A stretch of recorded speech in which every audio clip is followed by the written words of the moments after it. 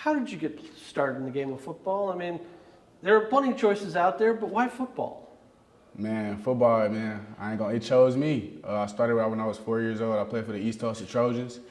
And I just showed up to a practice one day, pre-K, playing up with second graders. And I just fell in love with the game. What is it about football that you love? Man, I just love the intensity of it, just the adrenaline rush. When you get on the field, it's like this adrenaline rush you get. I love scoring touchdowns, man. I love pointing at the crowd, just, giving glory to God, man. It's just fun, just playing the game. How did running back become the position that you were so blessed to play? I mean, quarterback, wide receiver, all of those are options, but how did running back be the spot? So how I kind of went, Little League, I was played quarterback for a long time until I was in 6th grade. And then when I had went to my high school, well, it was middle school, it was called Union 6th and 7th grade center. I was playing H, like a slot back. And then just somehow I just started playing running back, and I just went from 7th grade on, just playing running back. Baseball was my sport, so I've never scored a touchdown. But what's the emotion like of scoring a touchdown? Man, so kind of like I can explain from just breaking a long run perspective. It's like you running, but you want to run, but you just looking, you kind of want to look back to see if somebody catch you, but you just running fast as you can. And when you cross that pipeline, it's just like I made it, and it's just like you get to just celebrate and just do whatever come to mind, really. Wide receivers and DBs are notorious for trash talking. What are running backs? What are they known for? Man, running backs trash talk too, you know what I'm saying? We get a first down, you just get to shrug your shoulders, just give them a little look like I'm coming, man. Just every play you get to give them a little first down, whatever. Under that pile, what's it like? Oh, it's heavy up under there. I remember probably like 6th grade, I had got a handoff and I got tackled in the pile. And I remember the football went in my stomach and it felt like it took all the wind out of me. I could not breathe, I was hurting. So it ain't too fun to put it in that pile. Who was your favorite sports hero when you were growing up? Marshawn Lynch. Why is that? Marshawn Lynch, man. It's just them Skittles, just the way he played the game. He real elusive, real powerful. I remember when I first seen one of his runs, it was against the Saints. And I forgot what the safety's name was, but he had broke up the middle, hit the sideline, and then he had stiff-armed the guy like 5 yards away from him, and he took it all the way home. And that was just my favorite running back from then on. I was like, he got that juice. How come Pete Carroll didn't give him the football on that 1 yard line? Man, I don't know. I was hurt. 2013, I was hurt. Actually, me and my friend Michael Walker, he was one of my wrestling teammates. He just sent me a video of that earlier. I was like, man, I remember that like it was yesterday. I mean, there's no doubt he scores if he just gets the ball. Man, just hand it to him one more time. You got to trust your running back. Growing up in Oklahoma, I mean, had you ever heard of Eastern Michigan before the phone calls or recruiting letters started to flow in? No, I never heard of Eastern Michigan. I remember I was sitting in class one day. It was a science class, and Coach Jay Nunez, he had hit me up on Twitter. I was like, I never heard of Eastern Michigan before, but I mean, I'm giving every coach a shot. So, I mean, he just hit off from there. He stayed with me the whole time through the whole process, man. I'm thankful for him. He got me here. What makes this place special? Man, the brotherhood, man. Just the brotherhood, just knowing on and off the field, you got guys you can come to and talk to when things get hard and things get stressful. You know what I'm saying? And just, Eastern, and I just thank Coach Creighton because, like, it's things like the sand dunes and stuff. I've never really been, like, anywhere like that. So I got to go to Canada, with my friends, you feel me? So if it wasn't for Michigan, I probably wouldn't even got to Canada. You never know. When you sit in those meetings at the beginning of the year and Coach talks about he wants to create moments that are the best of your life that you'll remember forever.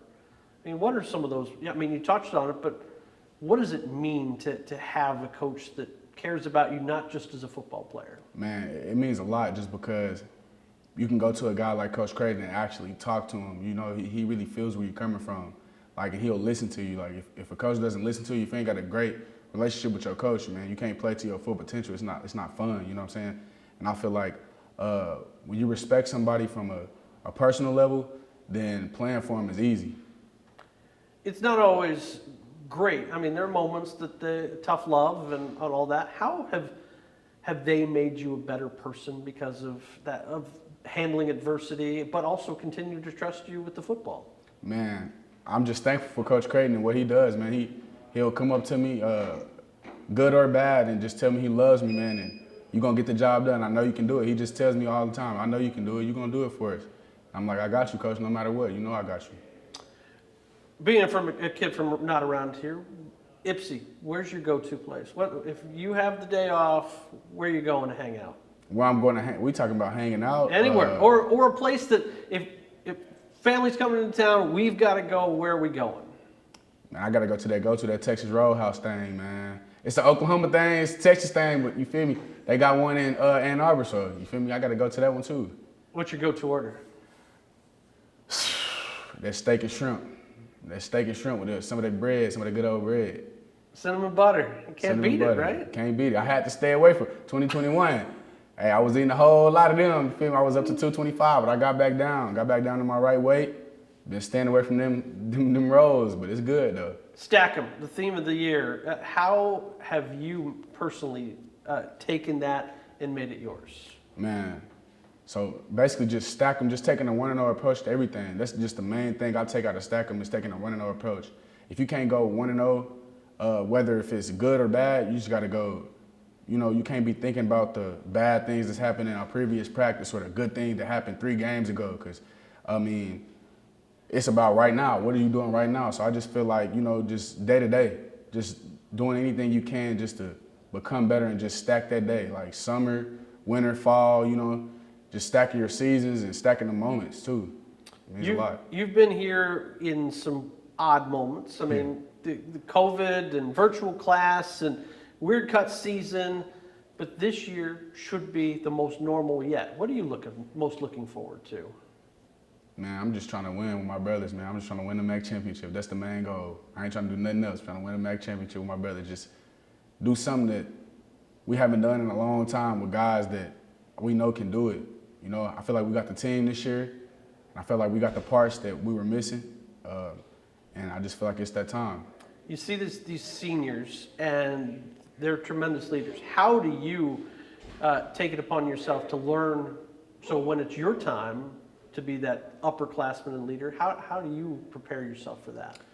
Really just, you know, just paying attention to detail what the guys go through and how they handle adversity, such as like Jake Donnellan, you know, his injuries and things. No matter how many injuries he's had, he always come with a smile on his face. You know, guys like Richard Bates, that's my boy. We were together every day outside of football. So, you know, you just want to play with guys like that. You just want to play with a chip on your shoulder for guys like that, knowing that not even that it's their last time playing. So, you know, when it's my last time playing, I would want the younger guys and the guys grades younger than me just to play hard for me, just because like after this, you never know what's gonna happen. When I talked to City, he said that even now in his 6th year, he still gets butterflies before the game. Do you still get a little nervous in the stomach? I get butterflies before scrimmages. You always get that butterfly. If you ain't getting them butterflies, you don't let a game. And butterflies, it's just that adrenaline that I was telling you about, man. If you don't get them butterflies, you ain't ready to play. What do you listen to before a game? What I listen to, I listen to a little bit of Rio the Young OG, a Flint rapper. We listen to Drake, Polo G, G Herbo, stuff like that. Not things I'm accustomed to. But Nah, you might not be a little accustomed to that, but I mean, it get the locker room turned up. Get you going? Yes, sir. You'll have to find that on the playlist for me. Oh yeah, man, check it out.